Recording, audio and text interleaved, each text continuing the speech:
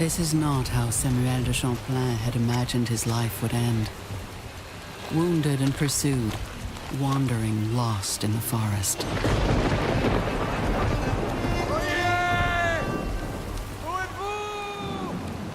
By 1615, Champlain had explored and mapped areas of North America where no European had dared to venture.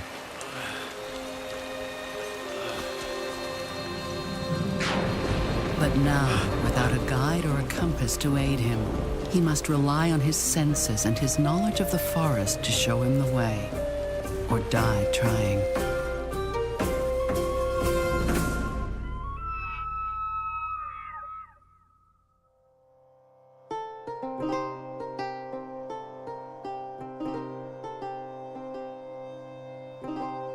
Champlain first arrived in North America in 1603 at Tadoussac, on the banks of the St. Lawrence River, where the French had established a trading post, their only foothold in this land.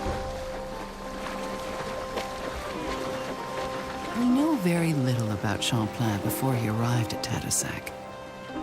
He may have been about 33 years old at the time. He was a cartographer, part of a scouting expedition led by François Pont-Gravé, a veteran of many voyages to the St. Lawrence. Champlain had orders to report to the King of France on what he saw and heard. The king had plans for this land and its people, the Innu, who the French called Montagnais.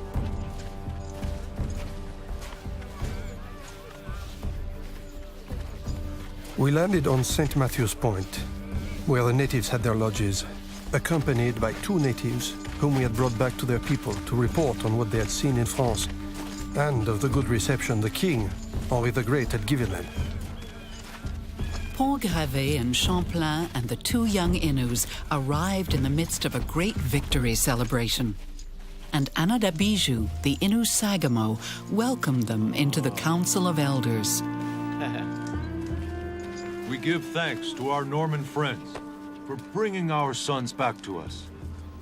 Come, sit beside me and tell us what you've seen in their land. My brothers, we have seen how the Normans live in fine lodges made from rock and wood. Their king has shown us kindness and sends us to give you a message.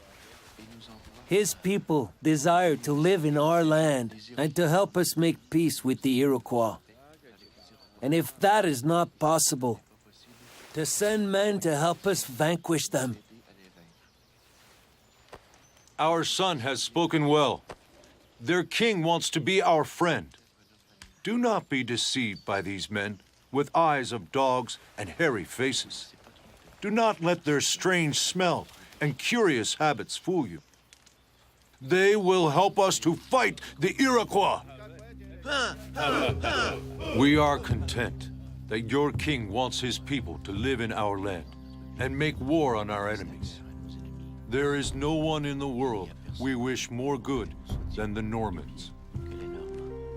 With these words and the celebration that followed, Anadabiju sealed an alliance with the King of France, an alliance that would endure for 100 years, allowing both partners to pursue separate goals.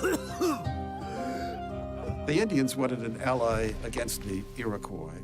The French wanted amity and concord in the valley of the St. Lawrence, and everybody wanted a flourishing fur trade.